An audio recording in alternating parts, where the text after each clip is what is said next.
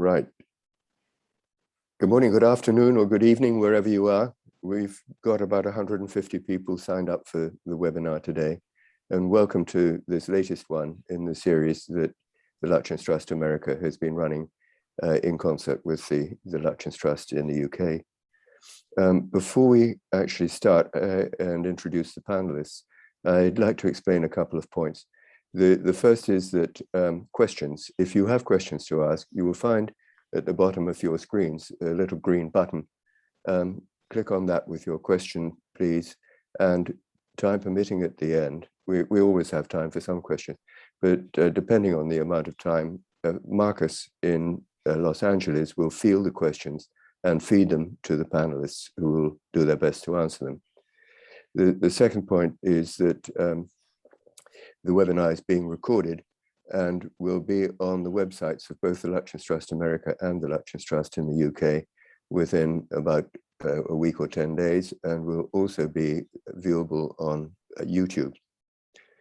So now I'd like to introduce the panelists. The subject that they're going to be addressing is this house, Nashdom. It's a classical villa designed by Lutyens in 1905 to 1909 for a rather exotic sounding couple, Prince Dogorouki, a Russian prince, and his heiress wife, who had been called Miss Wilson. Fortunately, I think she had quite a lot of money and enabled them to build a house that's there today. What they wanted was a house that they could use for weekend entertaining by the Thames, and that is exactly what Edwin Lutyens designed for them.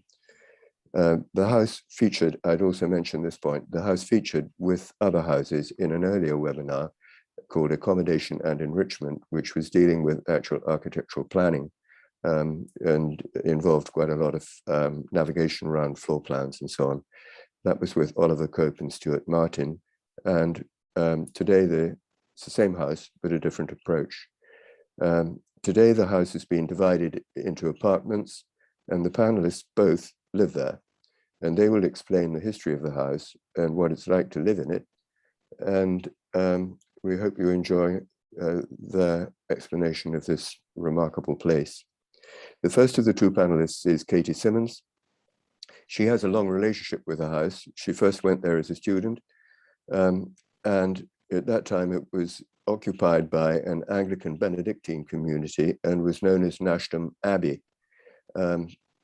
After her visit there, Katy went off and studied and worked in America, Australia, and came back to the UK.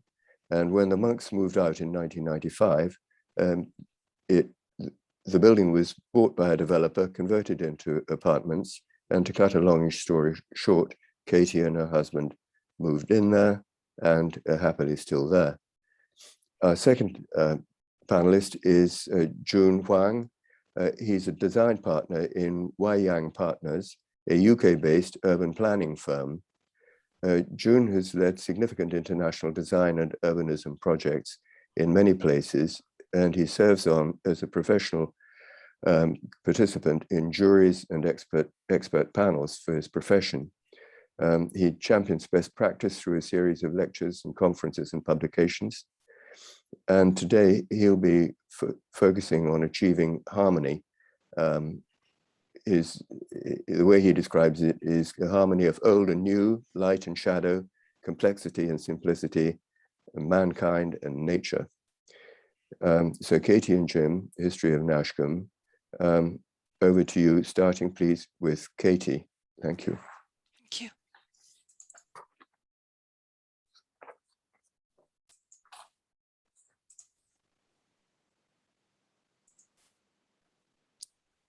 Right. Welcome to Nashdom. This charming sketch made by Lutyens for his clients, Prince and Princess Dogorouki, captures the spirit of the building that he was asked to create. The croquet balls and the hoop suggest a place of pleasure and fun, a summer home. His second drawing of the front of the house shows a carriage arriving. It was a place for visitors. And that's the theme of my part of the webinar today. The people who commissioned the house, the people who subsequently lived in it, and the people who live in it now. We don't know if it was Lutyens himself who gave the house its name. Prince Alexis Dogorouki was Russian, and Nashdom means our house in Russian. Or it may have been a joking reference by Lutyens to the Nash terraces that are echoed by the front of the building. Here is Nashdom as it is today.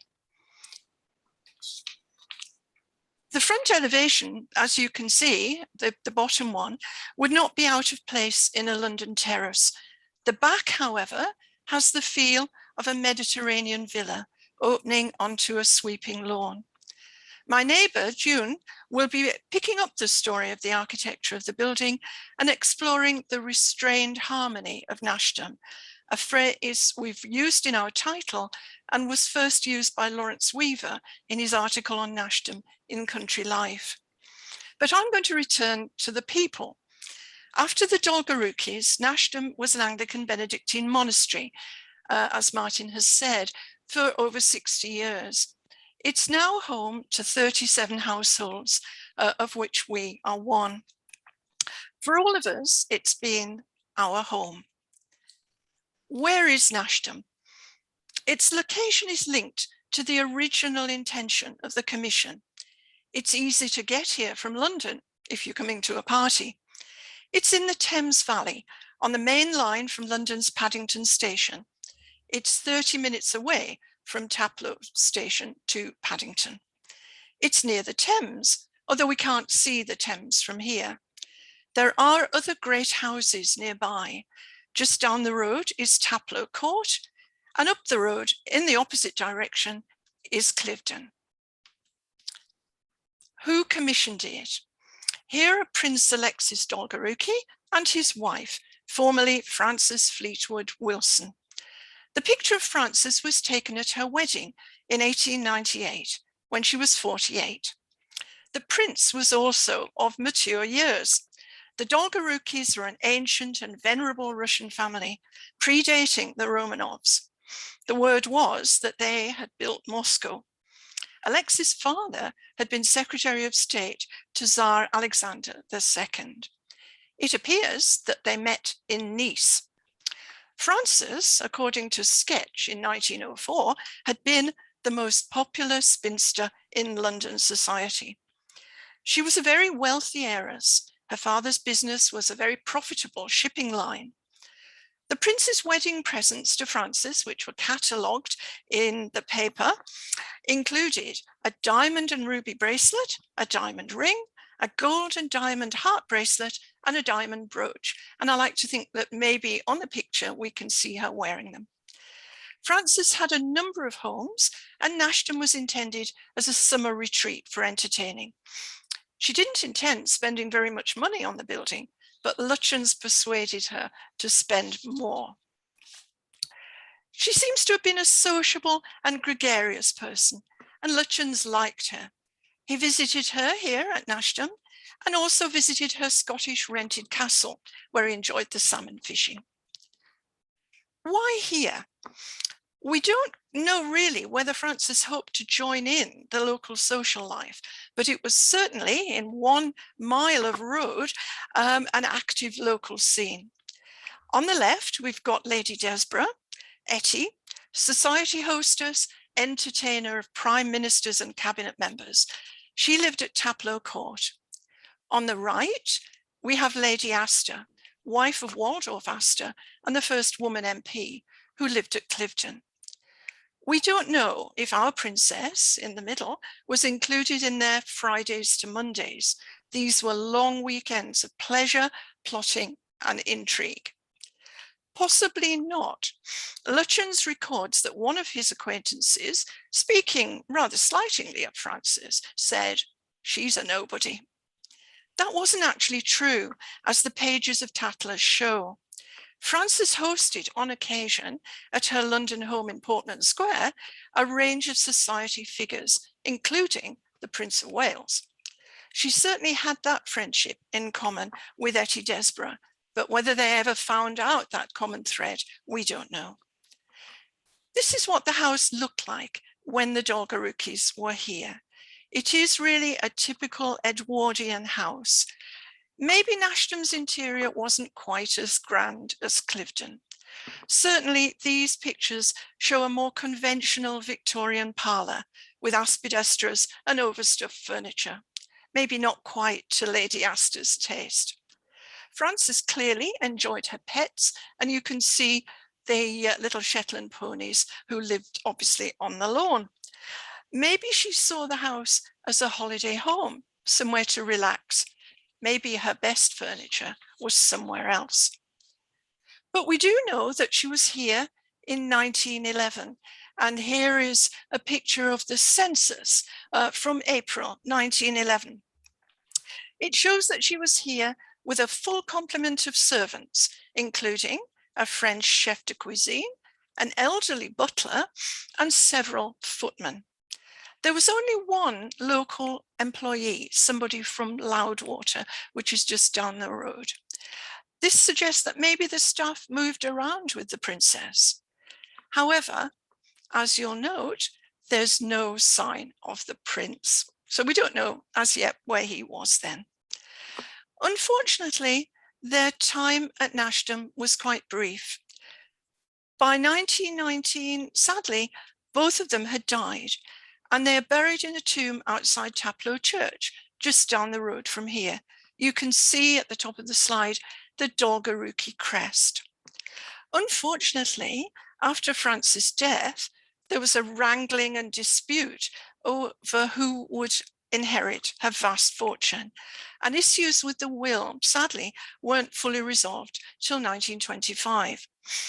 But in 1924, Nashdom was bought as part of this settlement of the will by the Anglican Benedictine community. How that came about is a story in itself. Peter Dunstan's book, The Labour of Obedience, gives details for those who are interested in monastic history. This picture of the house was probably taken in the 1930s. You can see the kitchen garden, which the monks cultivated as part of their monastic work.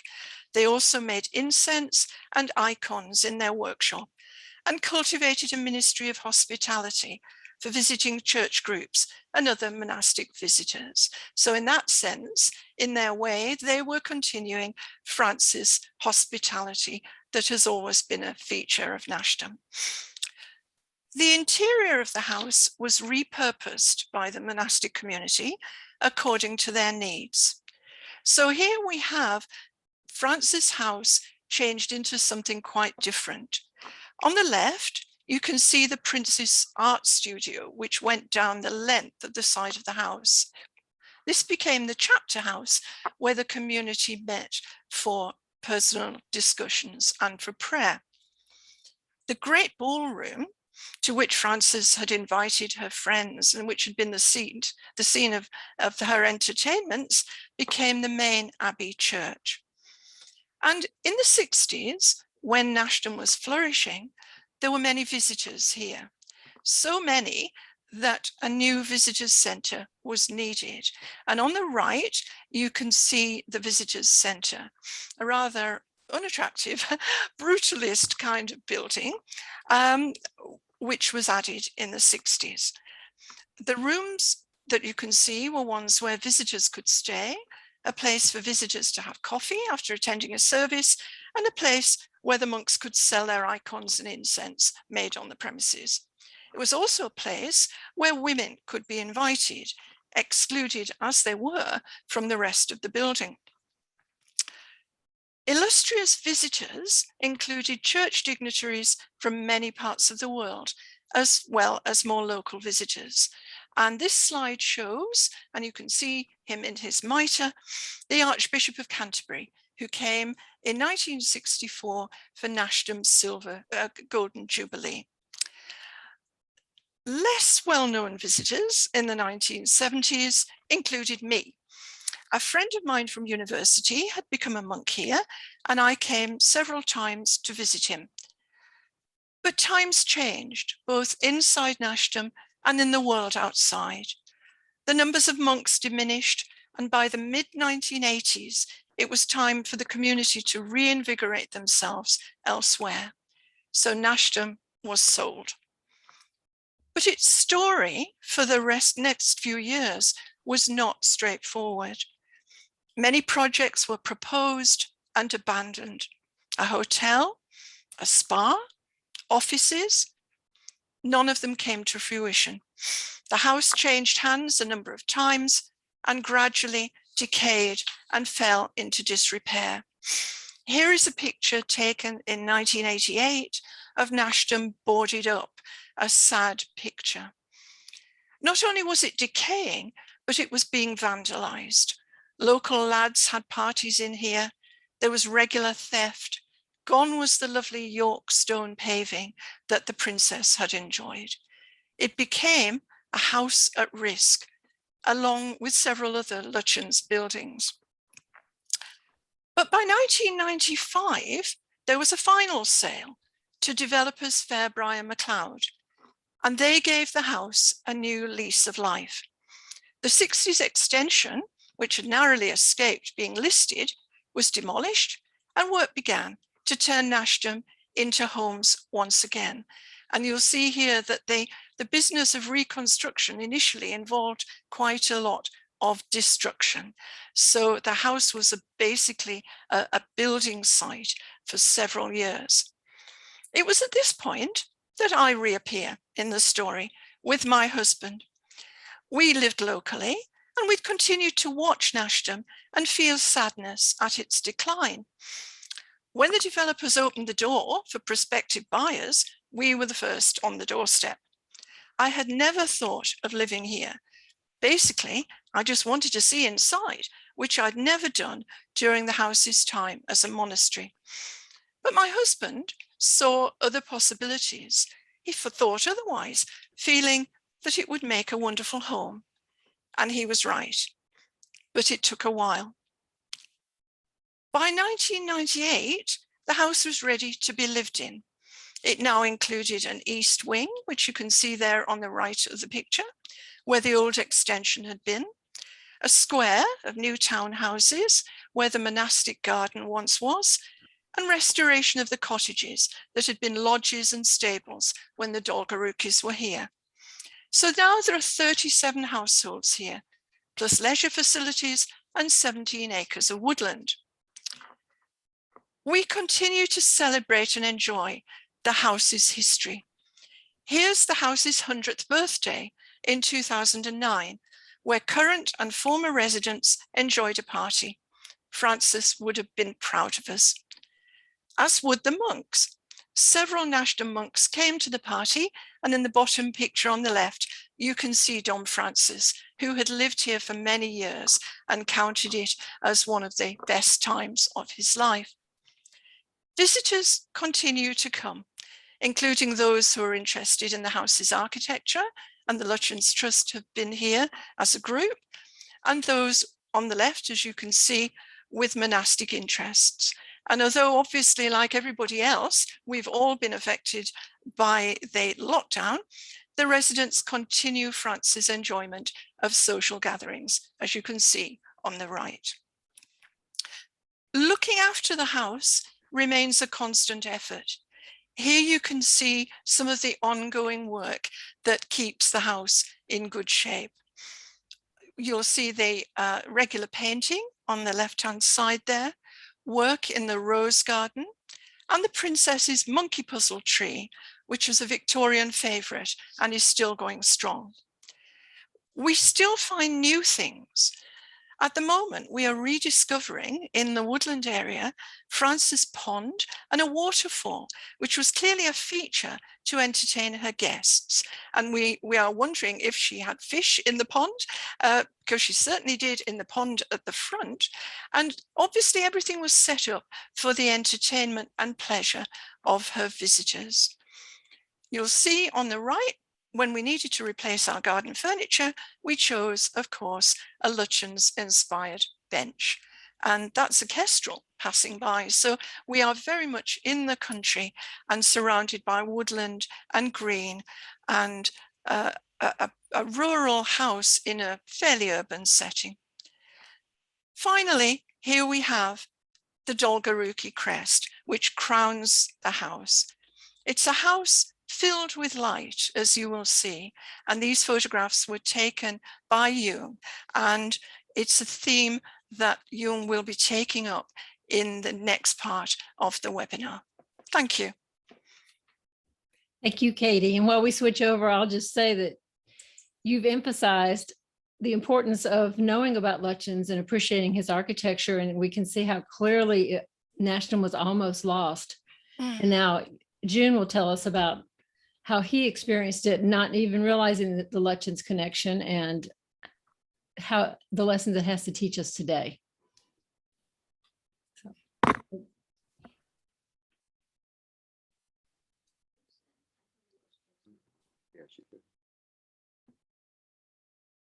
Hi, good morning, good afternoon, good evening. I'd like to use the talk to share my thoughts on Edwin Lutyens' architectural creation at Nashdom, as well as my experience of living with light in such a wonderful place.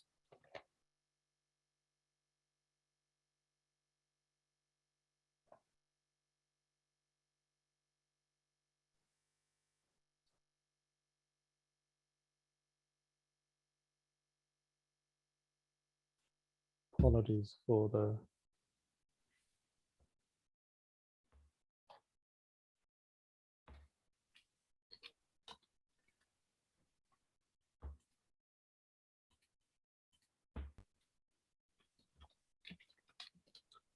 I chose Nashdom without knowing its royal connection or Edwin Lutyens.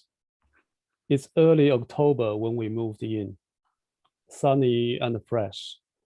The sky was high, the autumn leaves were turning red. We just felt it was a great place for home. No place like home, no place like Nashdom. Then I realized my connection with Lutyens started from a long time ago. I was fond of Holy Island and the Castle Drogo, two places with intriguing spatial sequences.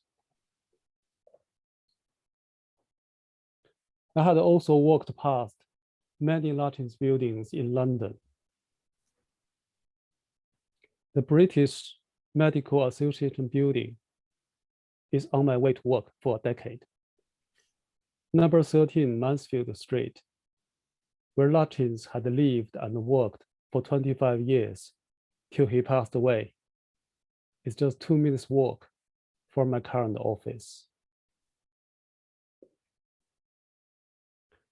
Some people say Nashdom is more like a town mansion rather than a country house. That's probably why I like it so much. Its order and unity work well with the free forms in the surrounding context, creating harmony with nature.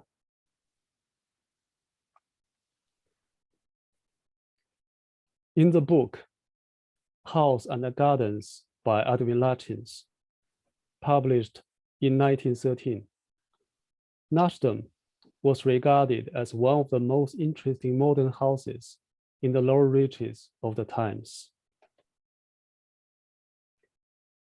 Nashdom is 25 miles from London and 15 miles from the Heathrow Airport. Its close neighbors include the Thames River, which is less than a mile away, Clifton House, Eaton Village, and the royal town of Windsor.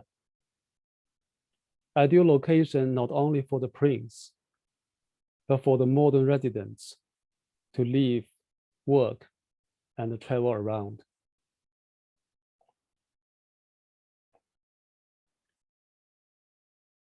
Sitting on a steeply sloping site, the house orchestrates many level changes, creating some dramatic visual surprises.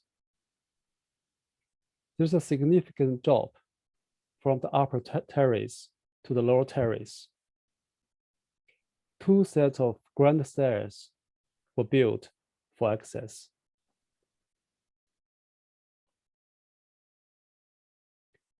The building plans reflect Lutyens' basic plan form, a series of intercommunicating subspaces divided the house between family, guests, and the staff, striking a balance between privacy, functional requirements, as well as the ideal sun paths.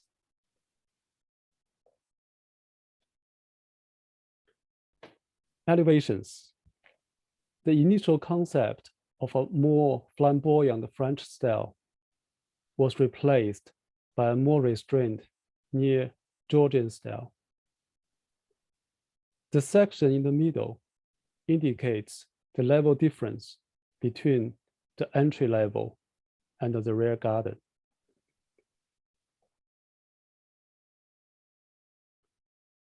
All in all, the house is a distinctive English variant of 18th century Italian and French mansions.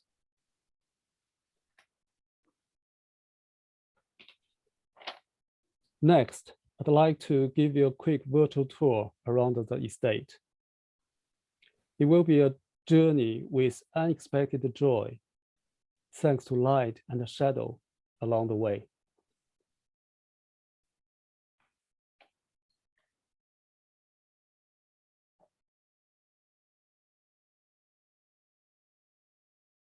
More than a century later, the approach to Nashdom has not changed much. Perhaps those trees can tell. The double-height porch with Doric columns makes the facade look formal and impressive, especially in the afternoon sun.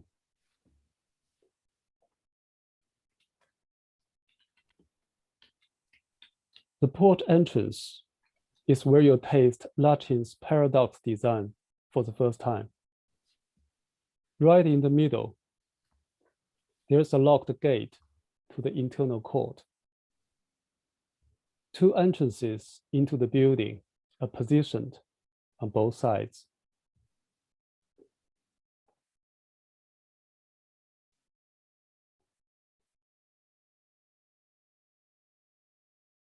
The entrance area is classical, bold, and elegant, thanks to the well-proportioned door, simple moldings, and handsome Doric columns.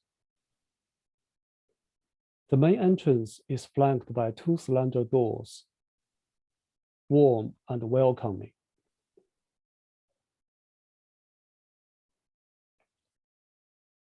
As long as walking through the doors, you would taste Lutyens' paradox design again. Which way to go?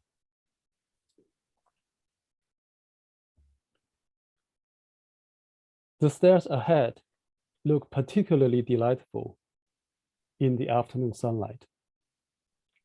These steps reflect the level difference between the road and the garden on the other side. The original big room was the most important room, both for the prince's family and the abbey. Coming down the steps and turning left, we started the real journey.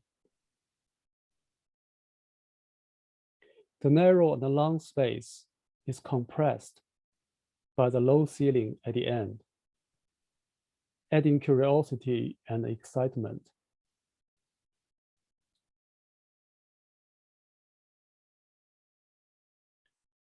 Following the light, the steps ascend to a huge landing. Diffused light comes through deep window reviews. creating gentle illumination on the wall and on your face.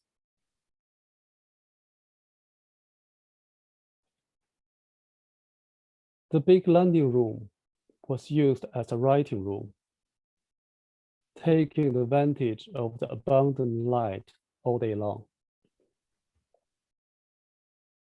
Today is a perfect place for community meetings and gatherings, and perhaps for some private moment with yourself.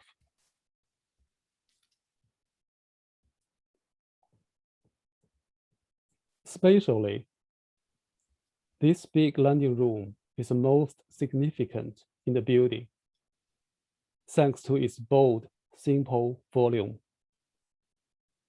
Windows are facing southwest and northwest, so there's always a theatrical performance of light changes in the space. The special qualities of the golden tints of the setting sun is well explored in the climate where gray skies are often the norm. Floods of western light always stream down through windows at all levels. Details here are so touching. Any man-made artwork seems unnecessary. One should just sit back or lean onto the balcony and watch the light play.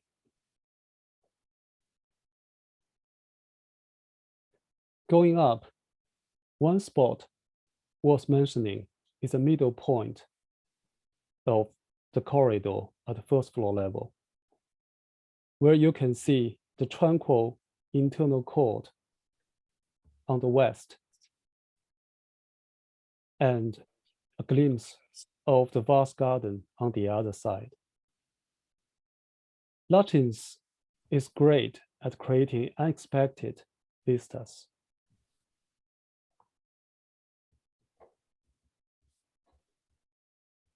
As you climb up the small staircase to the top level, you would feel the air seem to be compressed.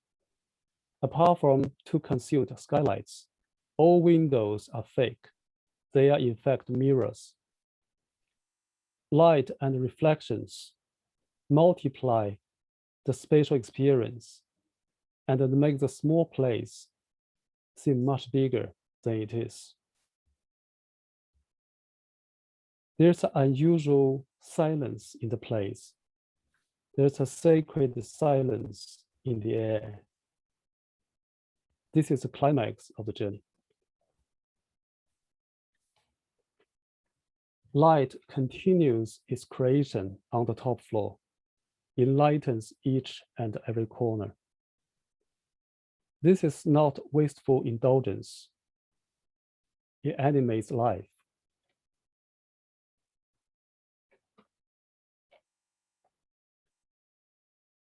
This middle section of the top floor corridor is an incidental architectural treasure, in my view. The simple and crisp space offers something fresh and intimate, similar to a contemporary gallery space. The dormer window is a playmaker here.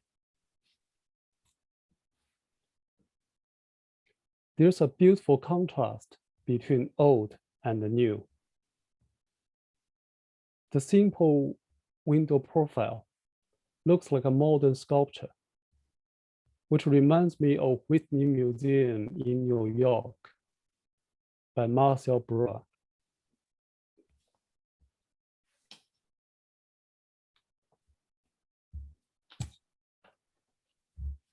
This window is a powerful picture frame through which you see seasons change and the time go by.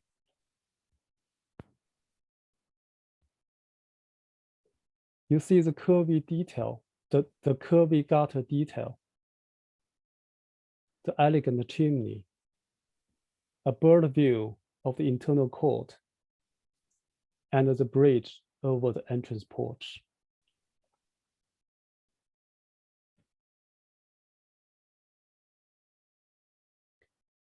On the way down, there's another hidden treasure. The original service staircase. Now the escape staircase. I often come to see the ever-changing sceneries of everyday life through these round windows. Light is a great companion, composer, artist, and a teacher. Now we come down to the porch entrance again to visit the internal courtyard. At the center point of the building, this circular courtyard lights up staircase and other service rooms, providing precious sunshine and airflow into each room, big or small, grand and ordinary. What has changed over a century? Can you spot?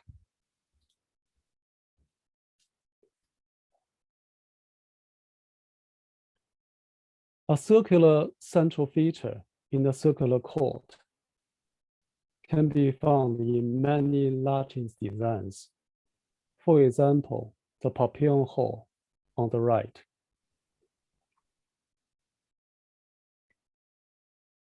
Circular gutter running in front of dormer windows is another intriguing detail.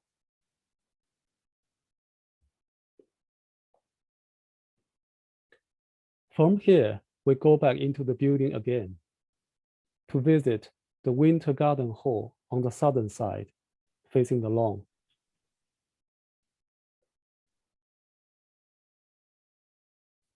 On the way, we will pass the original dining room and the smoking room, now transferred into a flat.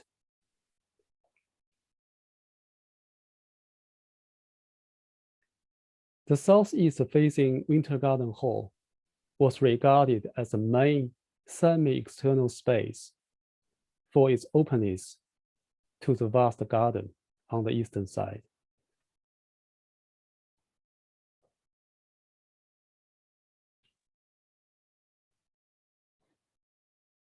The see-through glass doors are now replaced by mirrors.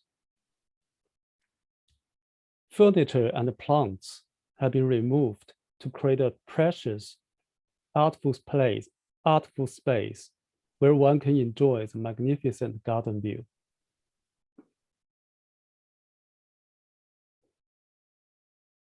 Such places don't need man-made artwork, as the stunning natural beauty is always there.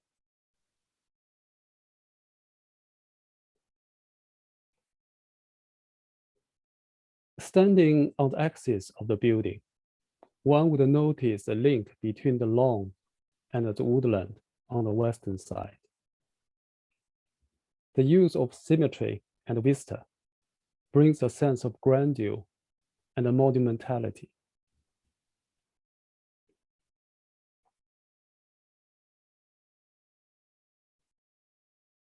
Outside, the symmetrical facade is delightful, with elegant crest on top. There's a sense of restrained harmony here, expressed in simple materials and colors.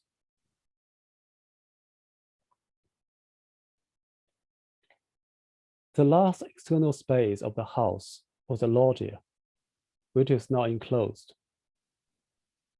It must be the best place to have a chat over afternoon tea.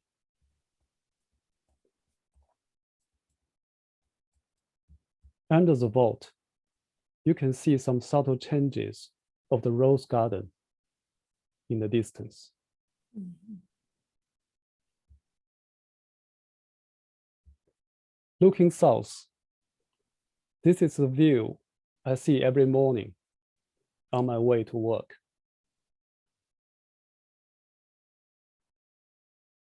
Coming home, back to Nashdom.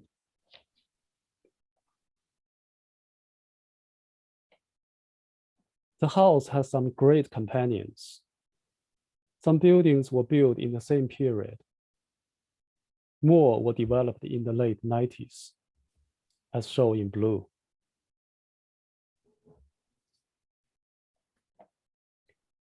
The cottages, highlighted in orange, were initially built as gate lodges, coach house, and power room. They anchor the north side of the estate and create a picturesque scene.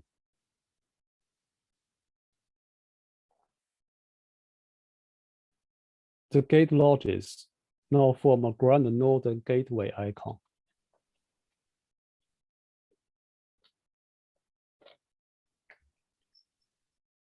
The temple facade was built to screen the powerhouse where electricity was generated. The lady statue was added later, making it a delightful destination of the woodland avenue.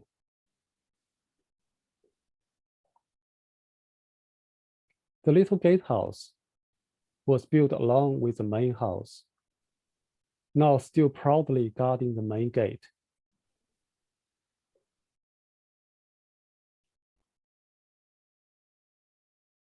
Two main additions in the late 90s include the townhouses on the lower terrace and the east wing block on the upper.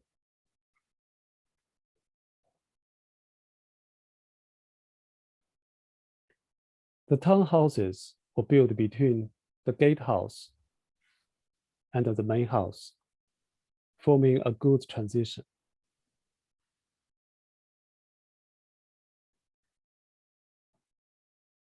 The east wing, also with a symmetrical layout, links the house and the rose garden.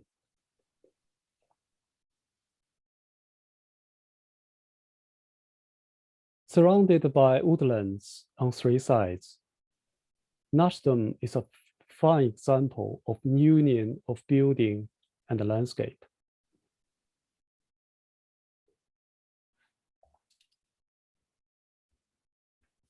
Lutyens always considered the garden as an integral extension of the house, which reflects his sympathy for nature and place.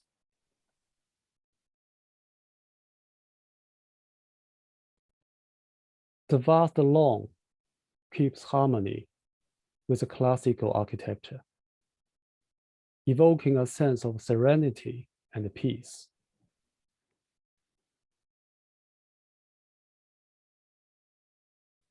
There are few things better than watching sunset in a Lutyens chair in a setting like this.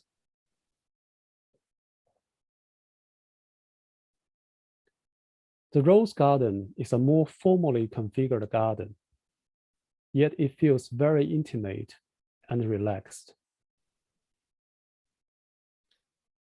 A garden scheme should have a backbone, a central idea beautifully phrased. Every wall, path, stone, and flower should have its relationship to the central idea, said the Lutyens.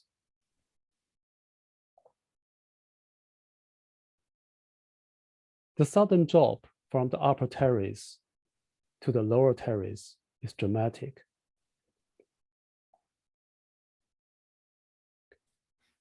Two pairs of grand stairs are used for the level transition, and the plants are carefully positioned to soften the hard edges.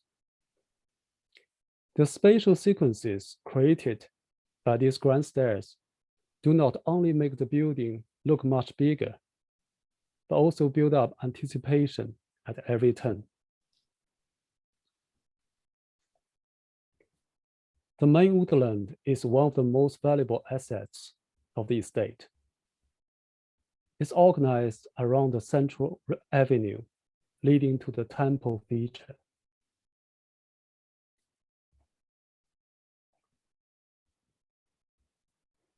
Along the way, the rhododendrons will frame some beautiful pictures for you.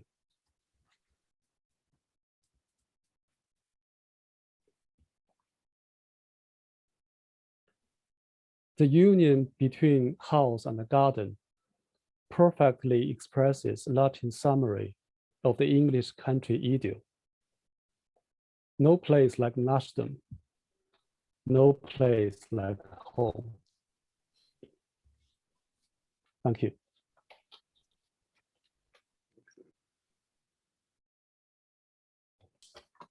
Thank you, Jun.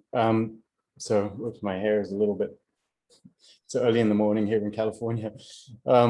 So we're going to take some questions. There's a couple of questions from David Pearson that would go to Jun. One is, what is the source of your Lutyens quote? That's from several books. Which is your favorite Lutyens book? The favorite book, I think that was The Country Life, the big book I bought from the historical town of Hanley, just nearby. That was probably because it was published 1913, right after the completion of the house. So I think that's probably the best one to, in terms of facts and first impression. Fantastic. Okay, and then there's another question from David Pearson. Do we know who did the original landscape design? Oh, I don't know. Sorry, Katy probably would know. I mean, we have done some investigation of that. I mean, there's no evidence that Gertrude Jekyll was involved, but we believe that she may have advised at a distance in terms of the planting of the garden. But no, we don't know much about that at all. Would you mind filling in who Gertrude Jekyll was for anybody who might not know? She was a gardener who worked closely, and garden designer who worked closely with Lutyens on many of his properties. And I mean, they were very close in working together, weren't they? I'm sure you probably know more about that than I do. But I don't believe she came here. Right. There's a couple of statements from Candia, who's Lutyens' granddaughter, and one is anecdotal, that as a child she had a small upholstered chair in a silk brocade cover that was given to Edwin. So given to Edwin by the princess. So that's nice. The other thing is that there were some images of the Lutyens benches, but according to Candia, they're not kind of authentic, because the authentic ones were quite a lot wider. Oh, right. All right. There's something to bear in mind. Yeah, I think they're in the spirit of. Well, just following up on Candia's comment about the upholstered chair. Does anybody know what happened to the original furniture in the buildings? I mean, I think there was it was all sold at auction. There was quite a lot of dispute, as I mentioned, over the will of the princess, and we have found online records of auctions of her stuff. I think it was just simply dissipated. There were no direct heirs, and it could turn up anywhere. But there were some Lutyens designed items, probably, right, which might be able to be recovered one day. Possibly. Again, no record of that. I mean, because the princess had no direct descendants, there was an unseemly scrabbling about as to who would get her possessions. So they were just simply sold off, I think. Candia adds that she spotted a few original light fittings that Lutyens used in other buildings, and also some spider back chairs. So at least something in there. Jun, I'd like to revisit something we talked about in some of our planning sessions, where you said that many times you'll stop and take a photograph of the same location over and over because the light changes. And could you speak to that? Because you were very eloquent about that. Oh, I think I think as a designer, it really inspires me every day, every moment. For example, I saw the photos I took on the steps. Until this morning, I still take that same photo. Every time my wife said, "Why do you take that again?" I said, "Because the cloud is different." Mhm. But I think, the light and the shadow and as well as your mood, they change all the time. And I just think, because I used to do a lot of sketches and drawings, now I'm not doing that anymore. So taking photo of these, creative buildings or different items, it's kind of a practice for me. Practice your mind and the creativity. And one story, particularly about those round windows, was during the lockdown last year. We had to keep distance from each other. I rarely used the escape stair before, but I think, Katy, during that time, everybody felt you shouldn't take the lift, you walk down the staircase, etc. And I just felt, week after week, month after month, I look out, I realized that, the scenery out of that same window and the light and shadow in different time of the day, they are so different, they are so beautiful. I actually created some Christmas cards, and I did some sketches and the stories for some friends. So all of these little things, provide me inspiration. And my window view, I probably take 500 from the same window in my living room, because it's high and it just offers you the vision. You see the sky, you see the landscape. I think there's always a strong connection at Nashdom between, the residents and the landscape. It's just such a precious place. That must be the joy of living in the house and getting to see it change with the light during different yeah. times of the day. Oh yeah, even in the gray day with heavy rain, you look out of the window, still, you feel much better. Mhm. There's a comment from Ted Bosley. Hi, Ted Bosley. Thank you for joining us. He says, "Thank you, Katy. Thank you, Yun." And then he says, "Forgive my ignorance, but are the wide double door sash with the great fan lights over them a feature that is found in Lutyens' other work? From the Winter Garden, those doors being so wide must have very robust hardware. Is that right? Are they truly beautiful? Are they truly beautiful and they are truly beautiful and let in so much of the light Yun spoke of? Thank you again." So basically the question is, what kind of hardware do they use? Well, Katy probably know more because you live longer here. We don't normally open that big door. No. We use the side door because we want to preserve that wide door. I think we need to go and look, don't we? Yes. We could post Yes. something on our website.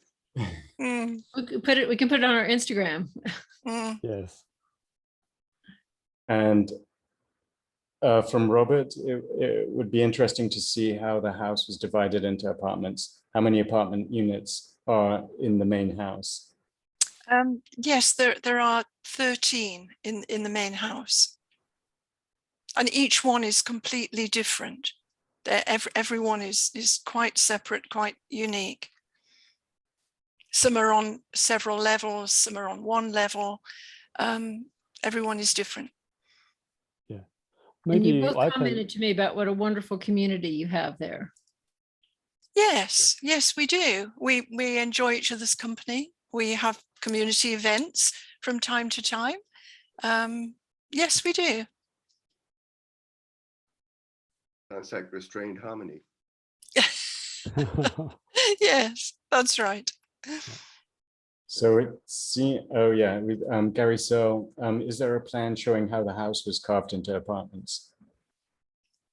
Yes, we do have that. There's a plan from the developers. Well, I think you showed some of that, didn't you? I didn't, because no. I hesitated a bit in my presentation. Firstly, there's a set of original plans, But I try not to confuse in such a short presentation. Secondly, I'm not sure whether I should show that publicly, but what I can say is because of the internal code, I think what's good about these flats at the Nashdom is we have a lot of natural light into the rooms.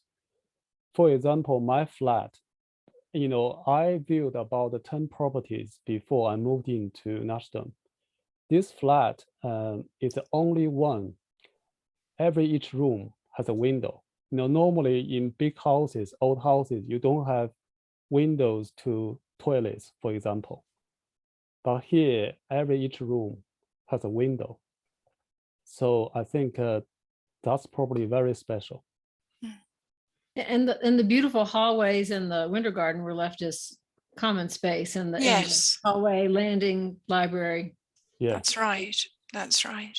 And we do use those spaces for events from time to time. Yes. And people use them for their own family events as well. Mm-hmm. Okay, well, I think we should probably wind things up. Those have been some great questions and some great answers. Robin, would you like to wind things up for us? I'd just like to thank everybody for watching our webinars. Thank particularly our panelists today. You put a lot of effort and work into this, and it showed in your presentation, and we enjoyed our visit through Nashdom. If you've enjoyed our webinars and you're not already a member of the Lutyens Trust America or the Lutyens Trust, we would invite you to please join us and support us in our work. And thank you for today. Thank you. Thank you very much, Katy. Thank you. Thank you. Thank you.